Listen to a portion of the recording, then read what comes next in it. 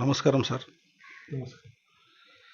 Sir, ఇటీవల Shirdi సాయిబాబాపై social మీడియాలో, YouTube ఛానళ్లలో వచ్చిన ప్రచారాన్ని మీరు ఎలా చూస్తున్నారు సార్?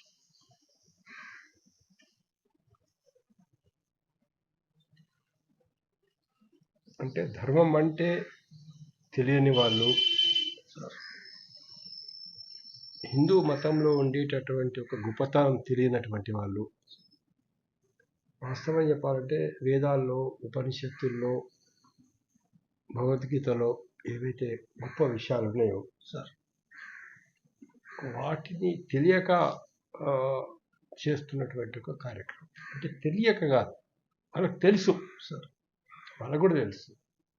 కానీ ఏంటంటే ఇక్కడ ఈ దేశంలో ప్రజల మధ్య మతాన్ని, విద్వేషాలను రెచ్చగొట్టాలని కుట్ర జరుగుతుంది. అది రాజకీయ ప్రయోజనాల కోసం కావచ్చు, మరొక దాని కోసం కావచ్చు. ఒక వర్గం మీద ద్వేషాన్ని కనుక రెచ్చగొట్టి చేసినట్లయితే ఈ మొత్తం హిందూ ఓట్లన్నీ కూడా మాకు కన్సాలిడేటెడ్గా వస్తాయటువంటి ఒక కుట్రలో భాగంగా ఇది జరుగుతున్నటువంటి ఒక వ్యవహారం సార్. దాంతో ఏంటంటే అన్ని రకరకాలైనటువంటి ఒక తప్పుడు ఆరోపణలు చేయడం అనేది జరుగుతుంది ఒక మతాన్ని ఉద్దేశించి. దానిలో ఈ మతాన్ని ఉద్దేశించి చేసే టైంలో ఏమైపోతున్నదనంటే వారు సాయిబాబా గురించి, సాయిబాబాను వాళ్ళు ఏమాత్రం అర్థం చేసుకోండి. సాయిబాబాను అర్థం చేసుకోకుండానే సాయిబాబా ఒక ముస్లిం అని, లేకుంటే సాయిబాబా తండ్రి పేరు ఏదో వీళ్ళ ఒక కనిపెట్టి చాంద్మియా అని, సాయిబాబా తండ్రి ఏదో ఝాన్సీ లక్ష్మీబాయి టైంలో అవుతుందో ఒక దోపిడిదారుడు, దొంగ అని, ఎందరో చంపాడు అని ఒక, అంటే పూర్తిగా అబద్ధము, ఏమాత్రం కూడా నిజాలతో సంబంధం లేనటువంటి దుష్ప్రచారాన్ని వాళ్ళు చేస్తున్నారు దీనిలో. అంటే హిందువులు, ఆయన ఒక ముస్లిం కాబట్టి హిందువులు పూజించద్దు, లేక సాయిబాబా మందిరాలన్నీ కూడా దర్గాలే, ఇలాంటి ఒక దుర్మార్గమైనటువంటి ఒక ప్రచారం చేస్తున్నారు. చట్టం గురించి, సుప్రీంకోర్టు, హైకోర్టు తీర్పుల గురించి చెప్పకంటే మొదలు మీరు ముఖ్యంగా గమనించాల్సిన విషయం ఏదైతే ఉందో, గల సాయిబాబా మందిరాలు ప్రపంచంలోని అనేక దేశాల లోపల వచ్చినాయి. సాయిబాబా మందిరాలు, సాయిబాబా యొక్క భక్తులు లక్షల సంఖ్యలో, కోట్ల సంఖ్యలో పడున్నారు. షిరిడీలో ప్రతిరోజు దాదాపు 70,000 మందికి 80,000 మంది మధ్యాహ్నం భోజనం చేస్తారు అక్కడ షిరిడీ లోపల. మా పండగ సమయాల్లో షిరిడీ సాయిబాబా మందిరానికి కొన్ని లక్షల మంది, 3 లక్షల నుంచి 5 లక్షల మంది దాకా వస్తారు. భారతదేశంలో, మన దేశంలో తిరుపతిలో ఎంత రష్ ఉంటుందో దానిలో ఇవాళ షిరిడీలో అంత రష్ అనేది ఉంటుంది. సెకండ్ ప్లేస్ భారతదేశంలో అన్ని విషయాల్లో. ఎందుకు అంటే సాయిబాబా ఒక దైవం, ఒక సద్గురువు, ఒక అవధూతగా ఎంతో మందికి అనుభవాలు ఇచ్చాడు. ఇప్పుడు భక్తులకు అనుభవాలు లేకుండా ఎవరు షిరిడి రావడం, ఎవరో సాయిబాబా ఇట్లా అని ఎవరు ప్రచారం చేయలే. సాయిబాబా గురించి ఎవరు ప్రచారం చేయాల్సిన అవసరం లేదు. దాన్ని ఇప్పుడు చూడండి, ఇప్పుడు అక్కడ అనంతపూర్లో, కర్నూలులో సాయిబాబా మందిరం ఉంది. నేను అక్కడికి వెళ్ళొచ్చాను అన్నట్టు. ఎప్పుడు 1942-43లో సాయిబాబా తన కల్లో కనబడి నాకు మందిరం కట్టించని చెప్పాడు. ఆయనకు సాయిబాబా తెలియదు, సాయిబాబాని ఎప్పుడు చూడలేదు, ఏం తెలియదు.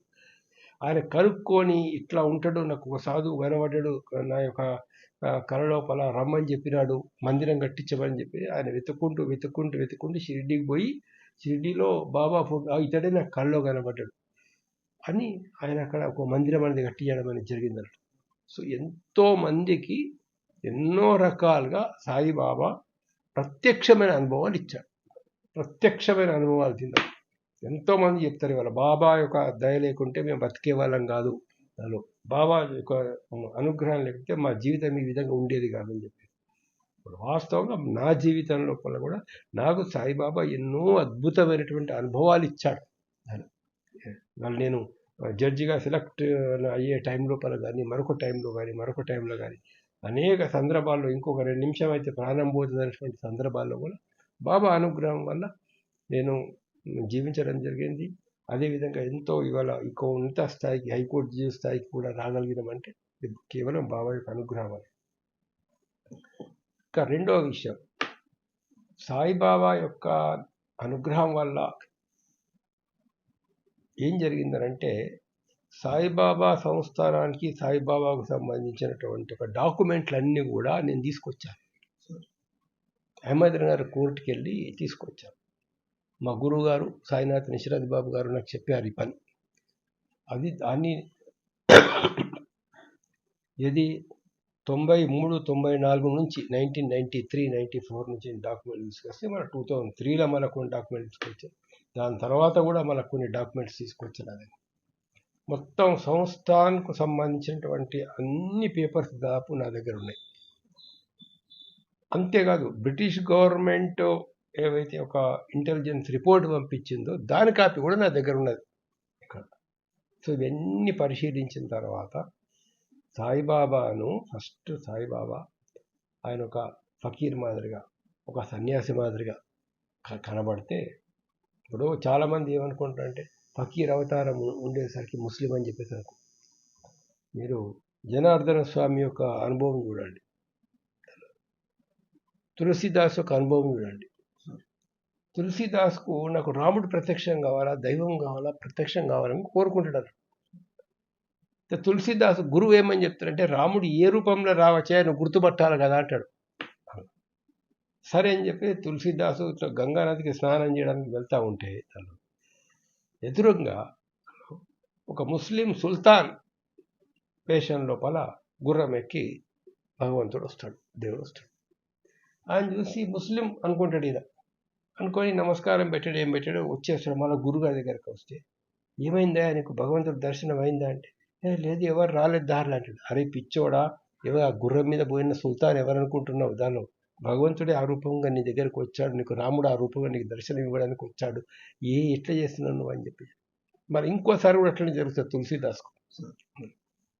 తులసిదాసే కాదు, జనార్దన స్వామికి మన ఇది వాళ్ళ భక్తుడికి నామదేవ్ వచ్చేసి భగవంతుని నాకు దర్శనం చేయించాలని చెప్పేసి చెప్తే ఆయన జనార్దన స్వామి అంటాడు, ఏ రూపంలో రావచ్చు, దాన్ని నువ్వు భ్రమపడద్దు, నువ్వు వేరే మోసపోవద్దు అని చెప్పి చెప్పాడు.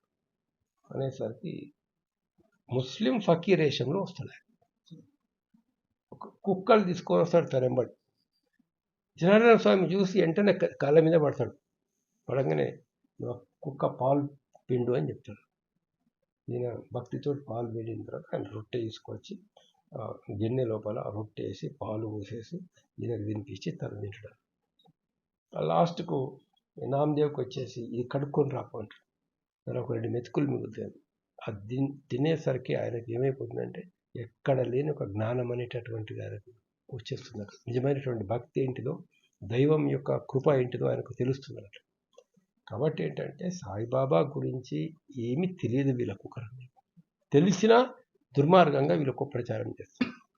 రెండవ విషయం అయితే ఉందో మనకు మీరు తెలుసుకోవాల్సినటువంటి విషయం అయితే ఉందో, సాయిబాబా ఒక మామూలు వ్యక్తి ఉండేవాడు, చాలా సింపుల్గా ఉండేవాడు. వేషం ఫకీర్ వేషం, దానిలో ఏం డౌట్ లేదు. అల్లా అచ్చా కరేగా అనేవాడు, అల్లా భలా కరేగా అనేవాడు. దాని లోపల అయ్యేసరికి వీళ్ళు భ్రమపడ్డారు. ఫస్ట్ ఎవరు గుర్తించారు, గంగాగిరి మహారాజ్ 90 ఏళ్ళ వయసు అతనికి. ఆయన ఈ సప్తాహాలు నామ సప్తాహాలు చేస్తూ ఉంటాడు ఊరూరుకు ధర్మం గురించి. ఆయన నామ సప్తాహం చేసి షిరిడీకి వచ్చినప్పుడు సాయిబాబాని చూసి ఇతడు గొప్ప రత్నం అండి, తను యోగీశ్వరుడు, ఈయన పాండురంగని అవతారం ఇతడు, ఇతన్ని మీరు గుర్తిస్తలేరు కూడా అక్కడ ప్రజలకు చెప్తారు ఆయన గంగాగిరి మహారాజ్. దాని తర్వాత ఆనందనాథ్ మహారాజ్, యావల అక్కడ ఆనందనాథ్ మహారాజ్, షిరిడి ప్రజలందరూ కొంతమంది ఆనందనాథ్ మహారాజ్ దగ్గరికి పోతారు. ఆయన దర్శనం చేసుకున్న తర్వాత బండి తిరిగి వస్తూ ఉంటే నేను కూడా షిరిడికి వస్తా అంటున్నాను. ఎందుకంటే అక్కడ చాలా గొప్ప మహాత్ముడు ఉండడం మీకు తెలియదు అని చెప్పేసి ఆనందనాథ్ మహారాజు షిరిడీకి వచ్చేసి బాబా దగ్గరకు వచ్చేసి బాబాకి నమస్కారం పెట్టి ప్రజలందరూ ఆశ్చర్యపోతారు, అంత పెద్ద యోగీశ్వరుడు వచ్చి ఈయనకు నమస్కారం పెడుతున్నాడు ఏంటంటున్నాను. అప్పుడు ఇప్పుడు వాసుదేవానంద సరస్వతి రాజమండ్రిలో గొప్ప యోగీశ్వరుడు ఆయన. ఆయన గొప్ప యోగి ఆయన. గొప్ప అటువంటి వ్యక్తి దానిలో షిరిడి నుంచి వచ్చినామని చెప్పి చెప్తే కొబ్బరికాయ ఇచ్చేసి దాసగన్ మహారాజు వాళ్ళకు నమస్కారం పెట్టి నన్ను మీరు నమస్కారం తెలియదండి సాయిబాబా. ఆయన ఇంకో మాట చెప్తాడు, యోగులు సన్యాసులు ఇంకెవరికి నమస్కారం పెట్టకూడదు, కానీ బాబా విషయంలో వర్తించేది మాకు. మా అందరికీ పెద్ద, మా అందరికీ గురువు ఆయన సాయిబాబా. మీకు అట్లా కనబడుతున్నాడు ఆయన, ఏమీ తెలియనటువంటి ఒక ఫకీర్ మాదిరిగా పిచ్చివాడిగా మాదిరిగా మీకు కనబడుతున్నాడు, కానీ ఆయన చాలా. ఇది వాళ్ళు అక్కడ యోగులు చెప్పినటువంటి. ఎంతమంది గొప్ప గొప్ప భక్తులు సాయిబాబాకి దగ్గరన వాళ్ళు, కాకాసాహెబ్ దీక్షిత్, కపర్దే, దాంతో నానాసాహెబ్ చందోర్కర్, కపర్దే, వీళ్ళు అడ్వకేట్స్. ఎంత గొప్ప అడ్వకేట్స్ అంటే అక్కడికి వెళ్ళి ఎక్కడ ఇంగ్లాండ్కి వెళ్ళి కేసులో ఆర్గ్యుమెంట్ చేసేవాళ్ళు వాళ్ళు. డిప్యూటీ కలెక్టర్ నానాసాహెబ్ చందోర్కర్, దాని తర్వాత సాటే, వినాయక్ సాటే, ఆయన డిప్యూటీ కలెక్టర్. వాళ్ళు గొప్ప గొప్ప అధికారులు, ఆ రోజుల్లో ఉన్నటువంటి అధికారులు, మమల్తదారులు, వీరందరూ కూడా సాయిబాబా భక్తులు. మరి దాసగను మహారాజ్, ఉపాసని బాబా, ఇప్పుడు ఉపాసని బాబా పెద్ద గురువు, ఎంతో మందికి ఆయన ఉపాసని బాబా ఆశ్రమాలు ఎన్నో ఉన్నాయి దాన్ని. అలాంటి ఉపాసని బాబా సాయిబాబా యొక్క శిష్యుడు ఒక రకంగా చెప్పాలంటారు. కాబట్టి ఏతుందో ఇవాళ బాబా గురించి తెలియని వాళ్ళు మాట్లాడే మాటలు తప్పించి బాబా గురించి ఏ మాత్రం కొద్దిగా తెలుసుకున్నా కూడా సాయిబాబా సాక్షాత్ భగవంతుడే, తన భగవంతుడికి అవతారమే లోపల, దానిలో ఏ డౌట్ లేదు. ఎలాంటి ఒక పిచ్చి పిచ్చి ఒక మాటలు నమ్మడానికి అవకాశం. అలాంటి ఇంకొక విషయం మనం సాయిబాబా గురించి తెలుసుకోవాలంటే, సాయిబాబా హిందువులను, ముస్లింలను, క్రైస్తవులు అందరినీ సమానంగా చూసినాడు. శ్రీరామనవమి ఉత్సవాన్ని ఘనంగా జరిపించాడు ఆయన. షిరిడీలో చిన్న చిన్న హిందూ దేవాలయాలు ఉంటే, మారుతి ఆలయం, ఇంకో ఆలయం, శని ఆలయం, అవన్నీ ఆలయాలను ఆయన రిపేరింగ్ చేయించాడు అక్కడ షిరిడీ లోపల. మసీదు కట్టడానికి రాళ్ళు ఇవన్నీ ఇస్తే, ఇటుక రాళ్ళు ఇవన్నీ, సిమెంట్ ఇవన్నీ ఇస్తే నాకు అవసరం లేదు, ఫస్ట్ ఆ చిన్న చిన్న మందిరాలన్నీ బాగు చేయించాడు అని చెప్పేసి ఆ మారుతి ఆలయం, శని ఆలయం, ఇంకొక ఆలయం, గణపతి గణేశుని ఆలయం, అవన్నీ కూడా షిరిడీలో బాగు చేయించాడు. ఎవరు చేయిస్తారు? అండ్ అక్కడ రోజు వాడ లోపల పారాయణం ఏ పారాయణం జరిగేది?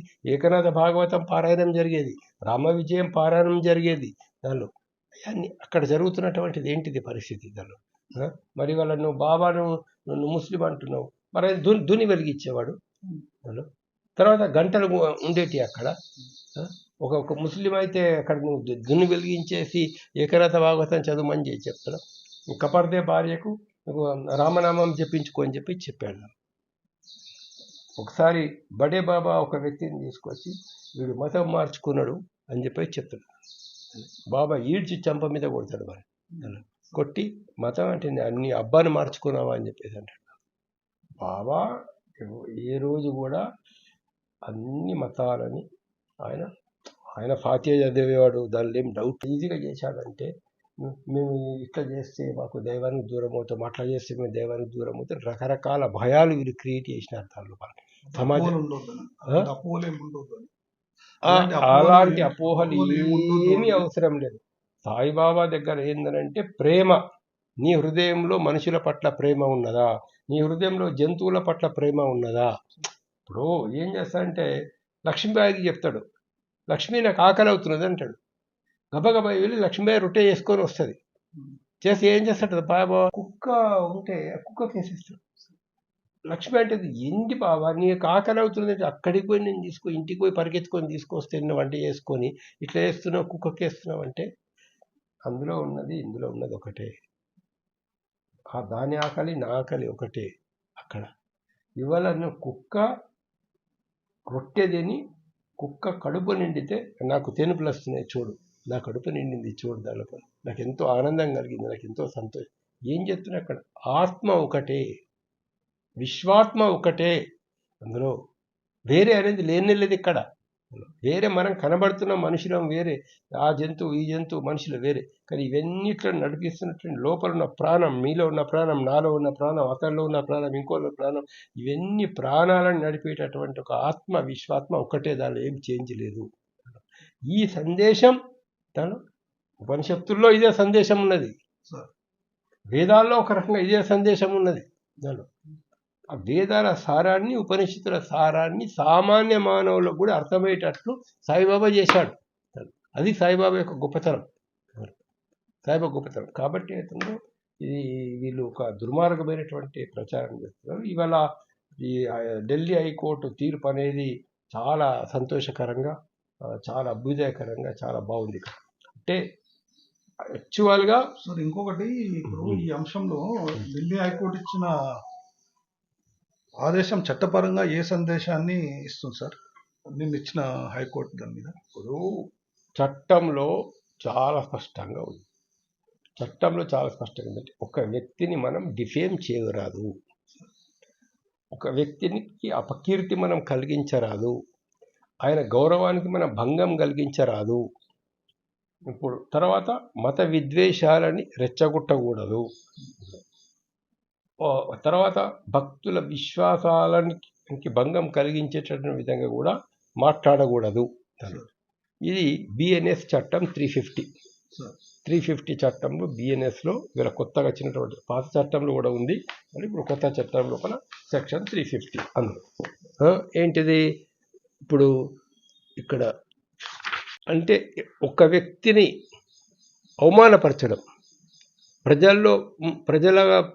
ప్రజల ముందు ఒక వ్యక్తిని మనం అవమానపరచడం, వ్యక్తిని కావచ్చు, సంస్థను కావచ్చు, ఆర్గనైజేషన్ కావచ్చు, దేవుని కావచ్చు, 2 సంవత్సరాలు జైలు శిక్ష.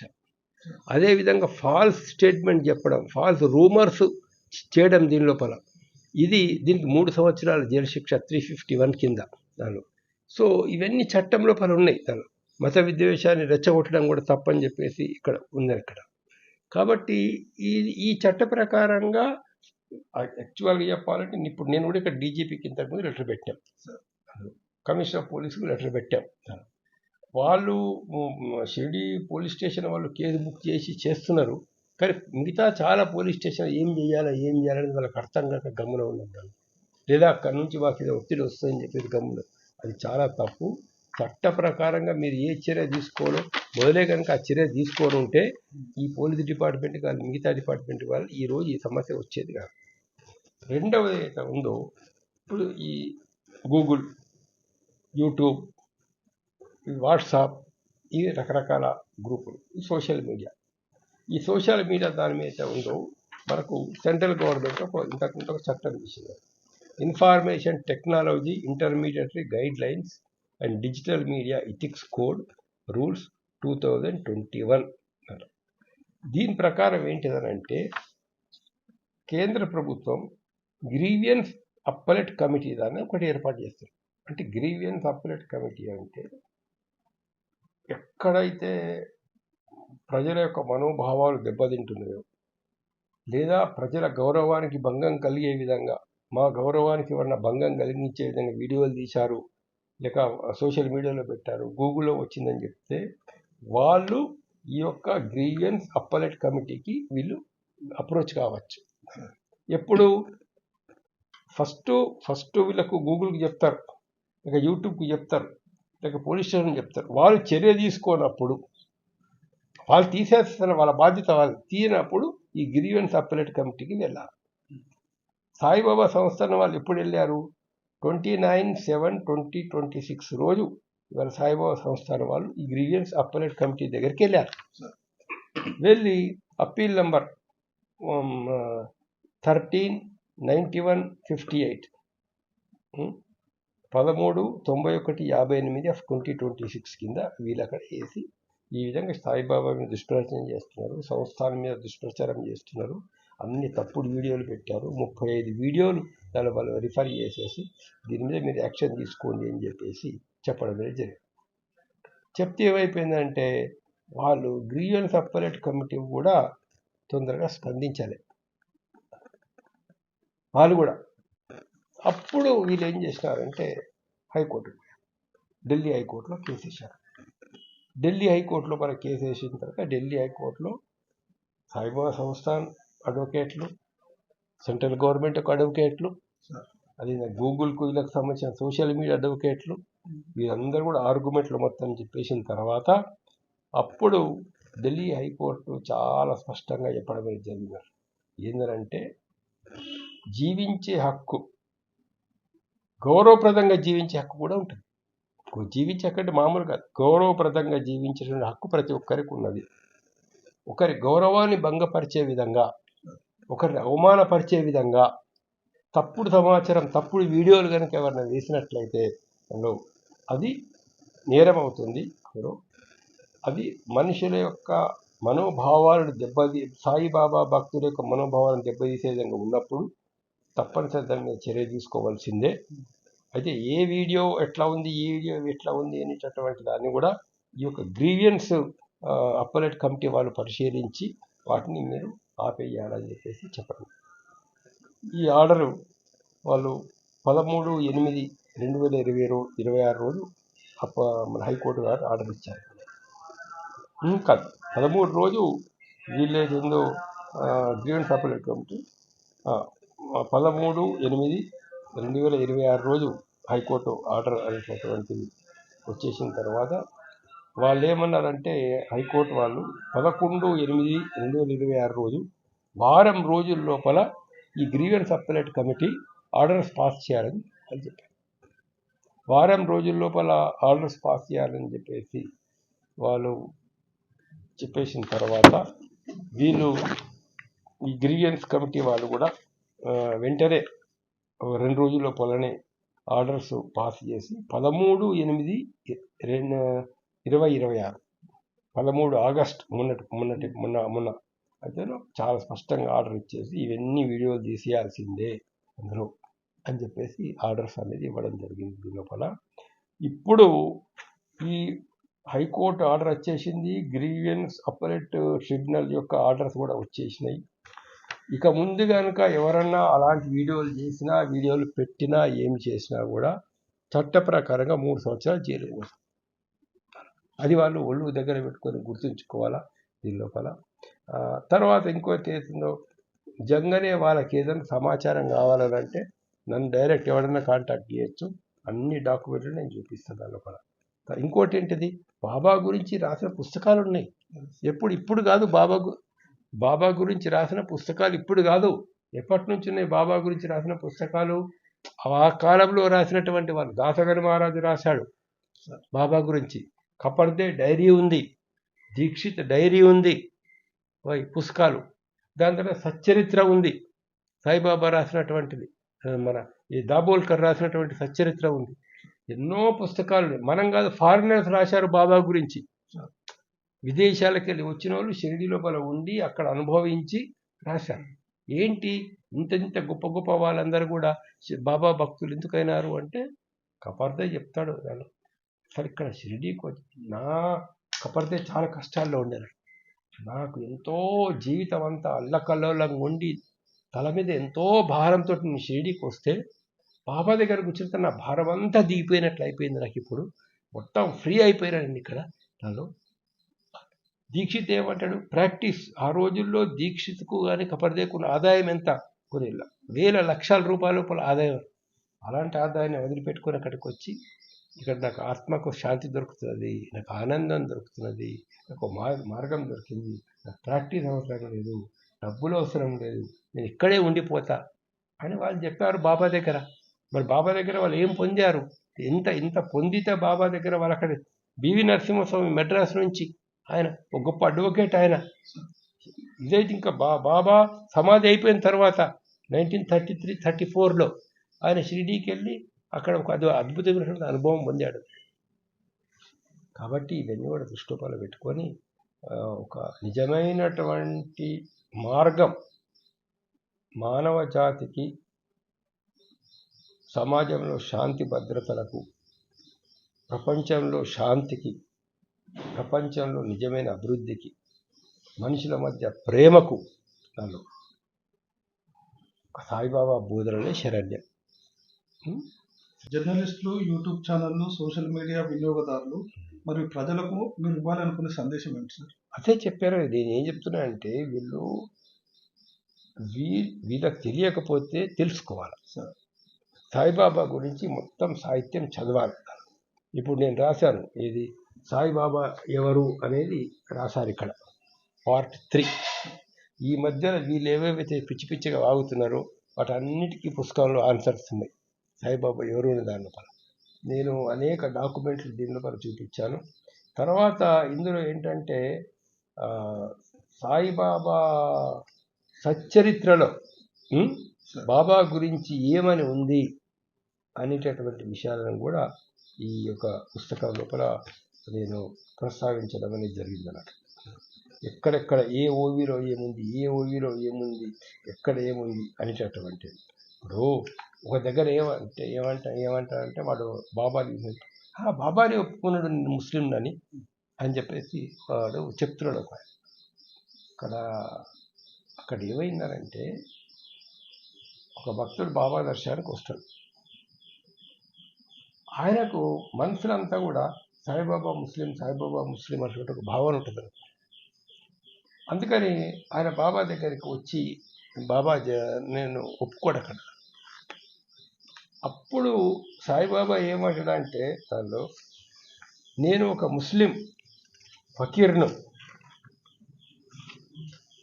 అనేటటువంటి ఒక భావన లేకుండా ఆయన వచ్చి అయితే ఉందో తన గురువుగా నన్ను భావించాడుగా అనేటటువంటి ఒక విషయం అనేటువంటి చెప్తున్నాడు అక్కడ. అంటే ఏమన్నా వాడి మనసులో ఉన్నటువంటి ఎదుటివాడి మనసులో అయితే ఒక మా ఉన్నదో అనుమానము దాన్ని బాబా వ్యక్తం చేశాడు అక్కడ. మొరార్జీ దేశాయ్ గారు కూడా బాబాను దర్శించుకున్నాడు. చాలా మందికి తెలియని విషయం. మొరార్జీ దేశాయి సాయిబాబాను దర్శించుకున్నాడు. బాల్ గంగాధర్ తిలక్ స్వతంత్ర సమర యోధుడు సాయిబాబాను దర్శించుకున్నాడు. సాయిబాబాను దర్శించినటువంటి వాళ్ళలో ఎంత గొప్ప వాళ్ళు ఉన్నారు. ఇంకొక సందేశం సార్, దీంట్లో సందేహము. ఇప్పుడు ఈ బాబా ఫకీర్ అని ముస్లిం అని ఇవన్నీ అనేవాళ్ళు ఏ ఒక్క ముస్లిం అతను అంటలేడు. మన సోకాళ్ళు హిందూ గురువులే దీనిపైన ఎక్కువ ప్రచారాలు చేస్తారు. ఈ మధ్యకాలంలో సోకాళ్ళు గురువులు, హిందూ గురువులే బాబా ఫకీర్ అని అదని ముస్లిం అని చాలా మటుకు అది చేస్తున్నారు.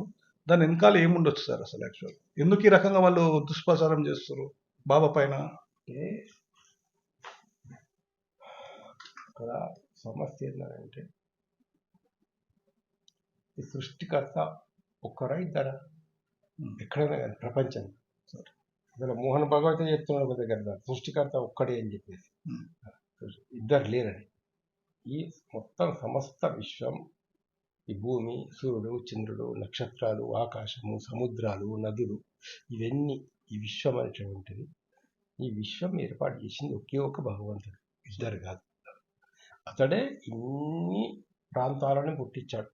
కాశ్మీర్ అయినా, తమిళనాడు అయినా, కేరళ అయినా, మద్రాస్ అయినా, శ్రీలంక అయినా, చైనా అయినా, రష్యా అయినా, ఇంకోటి అన్నిట్లను కూడా భగవంతుడే సృష్టించాడు అక్కడ. అట్లనే ఒక్కొక్క ప్రాంతంలో ఒక్కొక్క భాష వచ్చింది. ఒక్కొక్క ప్రాంతంలో ఒక్కొక్క స్టైల్ ఆఫ్ లైఫ్ వచ్చేసింది దాన్ని. అదేవిధంగా ఒక్కొక్క ప్రాంతం లోపల ఒక్కొక్క దేవుని పూజా విధానాలు వచ్చేసినాయి. ఒక్కొక్కరు ఒక్కొక్క పద్ధతిలో పూజిస్తారు దాన్ని. అది ఎవరు ఏ పద్ధతిలో పూజిస్తే వివేకానందుని చదువుమని చెప్పండి. వివేకానందుడు ఏమని చెప్పాడు తెలుసా? నువ్వు ఒక దేవుడి గుడి లోపల ఉండి దేవుని ప్రార్థించిన, మసీదులో ఉండి నువ్వు నమాజ్ చేసుకున్నా, మసీదులో ఉండి ప్రార్థన చేసినా కూడా ఇవన్నీ చేరేది అతనికే. వివేకానందుడు చెప్పాడు, చాలా స్పష్టంగా చెప్పాడు వివేకానందుడు. దాని చాలా పుస్తకం ఉన్నది. అందుకని ఏంటంటే సృష్టికర్త ఒక్కోడు, భగవంతుడు ఒక్కోడు, పరమాత్మ ఒక్కాయన. దాంట్లో పరమాత్మనే మొత్తం విశ్వాన్ని సృష్టించాడు. దాంట్లో పరమాత్మ యొక్క దయ వల్లనే మొత్తం ఈ లోకం ఇట్లా నడుస్తున్నది. మరి మనం గాలి పీల్చుకుంటున్నామండి, డబ్బులు ఇచ్చి పీల్చుకుంటున్నామా? భగవంతుడు ఇచ్చాడు మనకు గాలి. ఎంత మనము బ్రతికుండడానికి ఎంత ఆక్సిజన్ కావాలో అంత ఆక్సిజన్కి ఇచ్చాడు భగవంతుడు. గుర్తుపెట్టుకోరా, మనం బతకడానికి ఎన్ని నీళ్లు కావాలో భూమి మీద అన్ని నీళ్లు ఉంటాయి. పంటలు పడడానికి ఎంత వర్షం కావాలో నీకు అంత వర్షం ఆ టైం లోపల కులుస్తుంది. ఎవరు చేశారు అరేంజ్మెంట్? ఎట్లా జరిగింది అరేంజ్మెంట్ మొత్తం కూడా? ఓ సృష్టికర్త లేకపోతే అందులో ఆ సృష్టికర్త ఈ మొత్తం సృష్టిని ఒక అరేంజ్మెంట్ చేశాడు. మన ఒక ఆయుష్ ఇచ్చాడు మానవుడికి. అయితే ఆ సృష్టికర్త తను ఆయన ఆ పద్ధతి లోపల మరి ఇన్ని భాషలు ఎందుకు వచ్చినాయి? తమిళము, కన్నడము, చైనీస్ భాష, ఇంకో భాష మరి ఇన్ని డ్రెస్సులు ఇన్ని విధాలు ఎందుకు వచ్చాయి? అట్లనే వివిధ మతాలు వచ్చినాయి. పేరు వేరే, భక్తిలో ఏమి డిఫరెన్స్ ఉండదు. పేరు వేరే. భక్తి, నిజమైనటువంటి భక్తి లోపల మోసాలు చేసేవాళ్ళు క్రైస్తవులలో ఉంటారు, మోసాలు చేసేవాళ్ళు ముస్లింలలో ఉంటారు, మోసాలు చేసేవాళ్ళు హిందువులలో ఉంటారు. బ్లాక్ మార్కెటింగ్ ఎవడు చేస్తలేడు? హిందువు చేస్తాడు, ముస్లిం చేస్తాడు. సార్ ఇంకొకటి మన 13th ఆగస్టున ఢిల్లీ హైకోర్టు ఏదైతే ఆర్డర్స్ పాస్ చేశారో ఆ ఆర్డర్స్ అనేది ఓన్లీ ఢిల్లీ వరకే పరిమితం అవుతాయా? ఆల్ ఓవర్ ఇండియా ప్రతి వారు ప్రతి కోర్టులో వేసుకోవచ్చు ఆ కేసు అనేది? ఒక చిన్న సందేహం అది నాకు. ఇది అంటే ఢిల్లీ హైకోర్టు ఇచ్చినటువంటి తీర్పు అయినా కూడా ఇది అందరికీ వర్తిస్తుంది. ఆల్ ఓవర్ ఇండియా ప్రతి చోట కూడా వర్తిస్తుంది. తర్వాత ఢిల్లీ హైకోర్టు ఏం చేసిందనంటే, ఢిల్లీ హైకోర్టు వాళ్ళు డైరెక్ట్ ఆర్డర్ ఇవ్వకుండా గ్రీవియన్స్ సెల్కు ఆర్డర్ ఇవ్వమని చెప్పారు. దాన్ని గ్రీవియన్స్ అప్పలెట్ కమిటీకి ఆర్డర్ ఇవ్వమని చెప్పారు. ఈ కమిటీ అనేది information technology intermediary guide lines and digital media ethics code అని ఒకటి ఉంది. రూల్స్ 2021 రూల్స్ 2021 రూల్స్ కింద సెంట్రల్ గవర్నమెంట్ ఈ కమిటీని వేస్తుంది, గ్రీవియన్స్ అప్పలెట్ కమిటీని. మీరు ఆర్డర్స్ ఇవ్వండి, మీరు ఎందుకు ఆర్డర్స్ ఇవ్వడం లేదు గూగుల్కు వాళ్ళకు వీళ్ళకు అని చెప్పేసి ఢిల్లీ హైకోర్టు వీళ్ళకి ఇచ్చింది. ఇప్పుడు వీళ్ళు ఆర్డర్స్ ఇచ్చారు. ఇది ఆల్ ఇండియా బాడీది, అదే మొత్తం దేశానికి వర్తిస్తుంది. Thank you sir. Me time సమయం ఇచ్చినందుకు చాలా కృతజ్ఞతలు సార్.